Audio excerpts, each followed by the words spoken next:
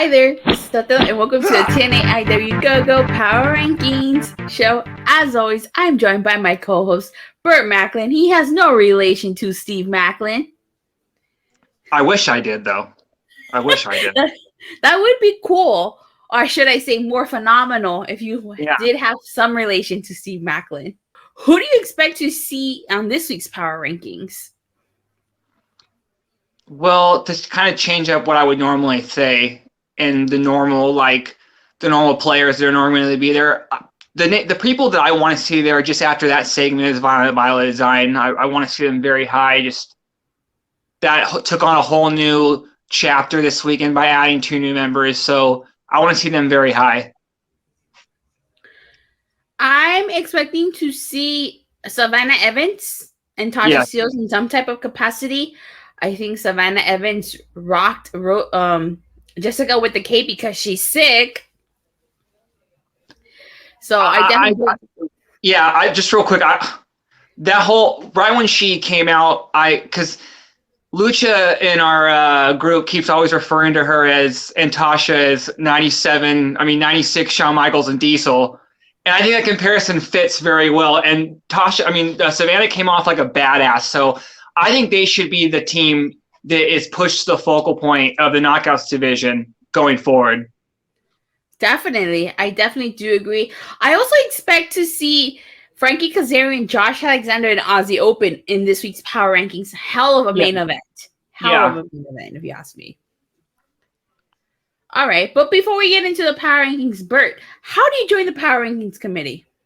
Simple. All you have to do is hit me up on Twitter at BurtMaclin11, DM or a quick message, and we'll get you in there. Simple as that. Yes. So with that being said, let's play these Power Rankings.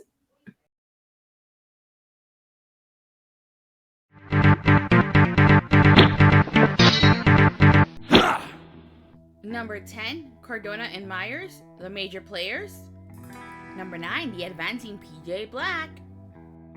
Number 8, New Japan's Aussie Open. Number 7, Savannah Evans and Tasha Steeles. Number 6, the growing Vitamin by Design. Number 5, the advancing Mike Bailey. Number 4, world champion Jordan Grace. Number 3, Ace and Bay Bullet Club. Number 2, number 1 contender Frankie Kazarian. Number 1, world champion Josh Alexander.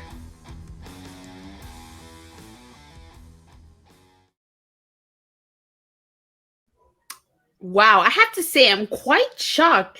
I know you always tell me that being champion does carry a lot of weight in the Power Rankings. And I know we've talked about this, but I'm going to bring it up again because I think it's important. Number 7, Savannah Evans and Tasha Steeles. Why are they on the Power Rankings and not the Death Dolls, who are the current Knockouts champions? I mean, if you recall, last time they weren't on because of Vex and Giselle Shaw, but now this week they're still not on. Yet they're the Knockouts champions. So explain to me why they're not on the Power Rankings at all. The only thing I could say is I think with the Death Dolls, they're approaching a level to where Sami Callihan was a few years ago, in the sense that I don't think that them being champion elevates them any more than where they already are. They're already a huge fan favorite. It's like their merch is huge. I don't think them being, like I said, I don't think them being champions really elevates them. And so, yes, why they are champions, you expect them to see the Power Rankings, but I just think that what the other girls are doing is a lot more interesting than them at this point. So that's my only explanation. So would you say that explanation also fits Heath and Rhino? Because mind you, Heath and Rhino are the current men's tag team champions, yet they're not on the Power Rankings either. But number 10, Cardona and Myers, the major players, are on this week's Power Rankings. So what is going on with the tag team division that the champions, their respective champions, cannot make the Power Rankings? When you have said in the past that being champion does carry a lot of weight. Because sometimes I guess the chase is more interesting than the actual champion. The person chasing the champion has the more interesting storyline. No, I mean, I can't argue with that. I mean, like, how many weeks did the Death Dolls go without being on TV until they showed up? Yeah, exactly. right? And Heath and Rhino were, I believe, just involved in a backstage segment last week. This week they didn't even make TV. Yeah. So it, like I said, it's just one of those things. It's who like the people find interesting, and like no disrespect to them, they're champions for a reason. But I think I tend to look at the glass half full and look at the positives. That why they're not on the countdown. It kind of makes it look at how the division, how deep the division is. That the people who are not champions are in there is what are in there instead. So that's how I look at it. I definitely do agree with you. So let's talk about number 6, the Growing Violent by Design. I know you bought this up. You wanted to see them on the power rankings. So they are at number 6. Do you think that spot is rightfully deserved, or should they be right above Mike Bailey, who is at number 5? I personally would have rather seen them be higher. Like Mike Bailey did get the win. And real quick on Mike Bailey, I don't think that was the right decision. I would have rather, because the whole point of the match, they kept reminding us that Kenny King held the belt for a second, until the decision was reversed. He never really won it. But I don't think it makes sense just to put the belt right back on Mike Bailey after losing it that quickly. I would have rather have him kind of rebuild, have to chase again, put it on someone like Kenny King, a heel, and then Mike Bailey have to go and reset and then kind of chase it again. But then back to Violent by Design, them at 6, I would have had them higher just because I thought that huge segment really spoke volumes to where I think they're going and how the faith they have in Eric Young. So, yeah, 6, I would have had them a little higher, but they're in the top 10, and that's good. So to go back to number 5, the advancing Mike Bailey, I like his match with Kenny K.I.N.G. King. I think he's rightfully deserves that number 5 spot. He is a former X Division champion. Granted, you can make the same argument for Kenny K.I.N.G. King. However, that match was incredible, and Mike Bailey did get the win over Kenny King here. So I do think that Speedball deserves to be at number 5. Meanwhile, Violent by Design, we just got a new formation of Violent by Design. Violent by Design 2.0, I guess you can say. So I feel like their spot at number 6 is okay. Yeah. Okay, I'll agree with that. Now, if they would have had a match as a unit and won, then I could say, okay, yeah, they deserve to be higher because not only did they debut, they had a match and they all won, so. Yeah. So. Let me real quick get in my Steve Maclin post from that promo that he had. What does he have to do, by the way? Did you hear the names that he listed? Why isn't he in the top 10? Did you hear the names that he's beaten? Did you hear that promo? I'm upset. I'm upset. I had to agree with you there. I'm upset too. I mean, Steve Maclin with the hell of a promo.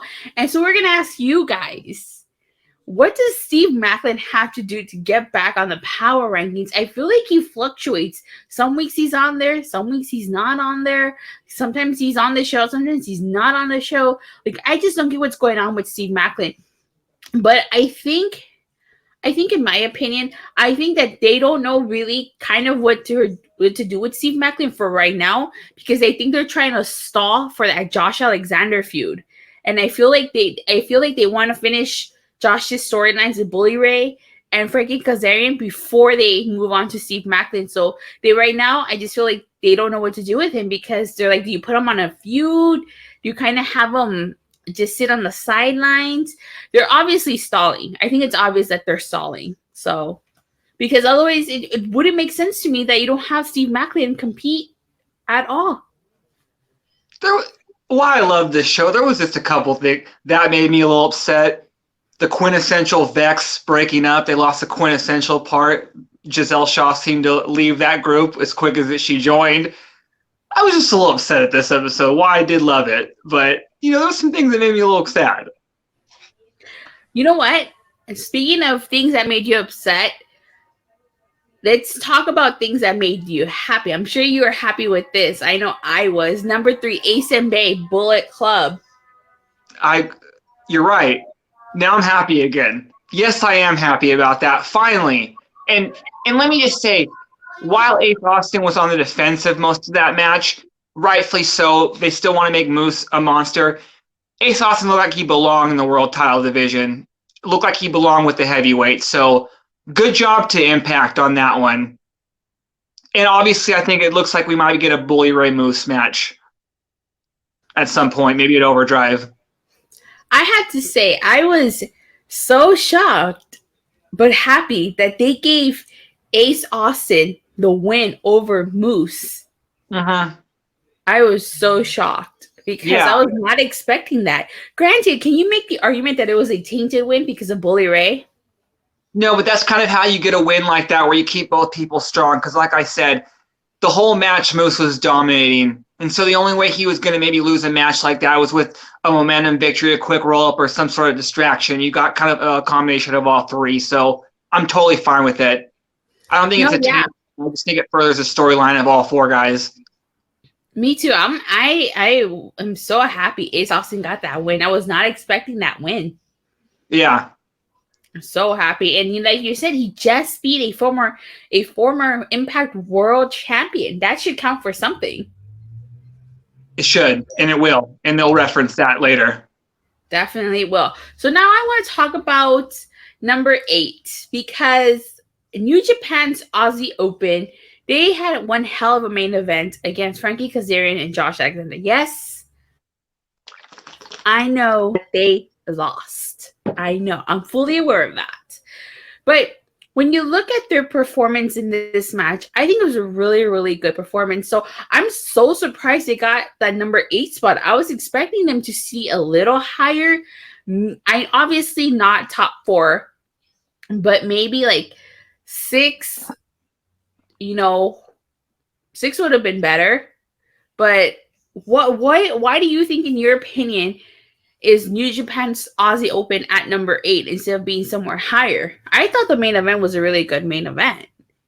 They were fantastic in that match. I just because if you're just looking at who's ahead of them, everybody who's ahead of them either won or maybe had slightly more of an impact on the show. But yeah, now that I'm looking at it, the only person that is ahead of them that didn't have a match is Jordan Grace. But everyone else above them had a match and won. So wins do matter, to a degree. And like I said, like Aussie Open being there in a loss, I think is credit. You got to look at things the glass half full. You know what I mean? You can't be so negative. You know what I mean? Like they're at number 8. You know what I mean? Okay. They're ahead of PJ Black. You know what I mean? Come on. You know what I mean? He's pretty good. And they're ahead of a team called the Major Players. That's pretty major. That is major. And you know something? I am upset that Yuya Uemura did not beat PJ Black. I was expecting Yuya to win that match. Yeah, but then at the same time, like, they're not going to have him win. You could have had him lose in the finals, but I could see where they're going. I think we're going to head to a Trey Miguel Black Taurus final. I think they're going to finally put the belt on Black Taurus. Yeah, I think so. I don't see Trey Miguel beating Black Taurus. No, yeah, it'll be a competitive match. I just see them putting the belt on Black Taurus right now. Same. All right. So since you brought this up, I want to talk about it. Number 4, world champion Jordan Grace. Now, she didn't have a match. She just had a backstage segment.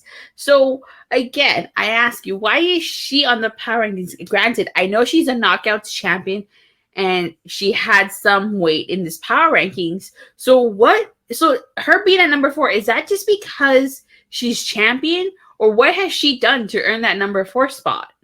Let me ask you a question. Okay. Are you really, after watching Jordan Grace throw that guy, gonna really go tell him you don't think she deserves to be at number 4? Oh wait, you go do that. Oh wait, you go tell her that. Because I'm scared. I was intimidated. I was frightened. So okay, I give you that. Yeah, she did throw Jay Vidal.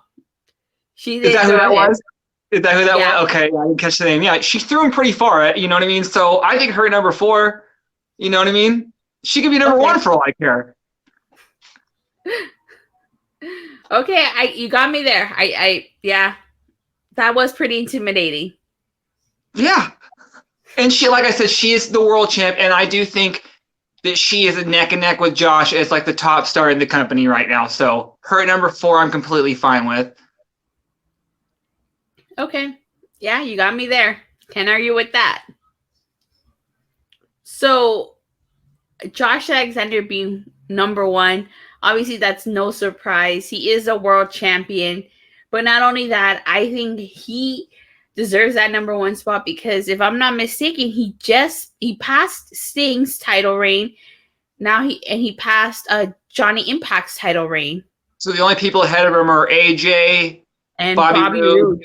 and then one other I thought. But yeah, so yeah, he's in pretty high company right now. So I definitely do think that he gets to second. I don't think he gets. Well, actually, I take that back because I think Bobby Roode has the record like 260 or something like that, and I think Josh is at like 190 or something like it. I think he just got. I think. So they said. Realistically, unless like, and because I don't think they're having Bully Ray take the belt. So how long they stall for that match, that's going to determine how long Josh is the champion for. Because you know what I mean? I think Maclin will be the one to take it from him. But how long are we going to have to wait till then? Are they going to stretch that out 70 more days? I don't know. Well, I feel like you don't want to throw away Maclin's moment. I mean, remember, I know we talked about this in the past, but remember how big of an impact Moose's victory over Josh was at Bound for Glory. Remember how big that moment was? I mean, he robbed Josh Alexander of his moment. And I don't think that they want to just hand Maclin the title on a random Maclin deserves to win the title in a big stage on one of their bigger shows at hopefully a bigger venue than they've been doing now. Maclin deserves that moment. So I think the question is, does Maclin win at Slammiversary or does he win at Bound for Glory? I do not think that they have Josh the title. They keep Josh the title that long. So you're basically, because Bound for Glory is what? That's like what, October? I don't see. I see maybe they put the title on Josh at like the April pay-per-view. Oh, I forgot about Rebellion. You put it on like maybe like a Rebellion or something like that. Okay. But yeah, you don't go talk because that would mean that they would just have to basically like manufacture opponents for Josh to have till then, and I don't think that there's enough people that would wane interest for them to do that. I don't think anybody wants to see him, wrestle like somebody like for the 3rd or 4th time. You know what I mean? So you're saying we're not gonna get a Cardona Josh feud before we get Josh versus Maclin? Maybe you'll get that, but I don't think that they're gonna stretch it to about that'll be maybe one more opponent before. I think he beats Bully Ray. Maybe one more opponent after that, maybe a Cardona, and then Maclin takes the title. But yeah, I don't see him holding the title till October. Yeah, I totally forgot about Rebellion. Oh my god, where's my mind at right now? That wouldn't make any sense. No, yeah. I think you're right. Maclin takes the title at Rebellion. He takes it from Josh.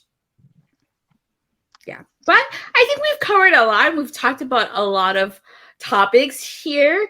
Is there anything you want to say before we get ready to sign off? No, I don't. I just, as always, watch Impact. You should have already been watching, but just keep paying attention. And I just want to say thank you guys all so much for watching. It means the world to us that you guys continue to watch our show. You guys have no idea what that means to us. Support the TNAIW channel. Sorry. Exactly. And it means not only do you guys support our show, but you guys are supporting TNAIW, which without them we wouldn't be here doing this show for you guys.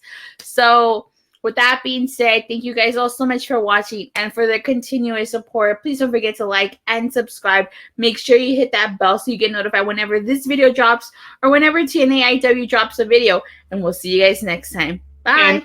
And in the words of another words of 5 more famous philosophers, in sync. Bye, bye, bye. Live long and prosper, friends. Okay.